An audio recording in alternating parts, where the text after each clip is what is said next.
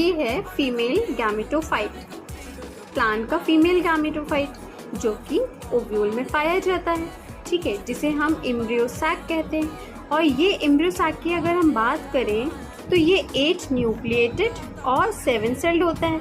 तो 8 न्यूक्लिएटेड और 7 सेल्ड किस हिसाब से, अगर हम न्यूक्लियस की काउंटिंग करें तो आप देखोगे 1 न्यूक्लियस, 2 न्यूक्लियस, 3 न्यूक्लियस। 3 न्यूक्लियस तो हमारे एंटीपोडल सेल के ही हैं, फिर 5 न्यूक्लियस, 6 न्यूक्लियस, 7 न्यूक्लियस, जिसमें से आपका 2 न्यूक्लियस तो सिनर्जिड के हैं और 1 न्यूक्लियस एग का है, ठीक है। तो ये काउंटिंग में हो गए 6। और इसके अलावा पोलर न्यूक्लियाई 2 हैं, दोनों में आपका ये न्यूक्लियस है, दोनों पोलर न्यूक्लियाई न्यूक्लियस ही है, ठीक है। तो ये हो गए काउंटिंग में 2।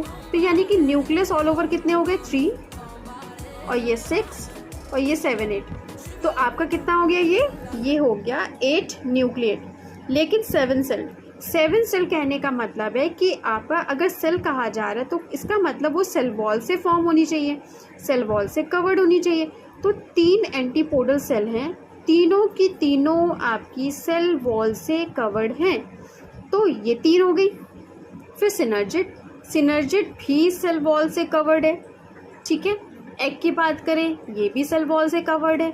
तो यहाँ पे अगर देखें 3 ये और ये 3 ये, तो टोटल 6 हो गई जो सेल वॉल से कवर्ड है।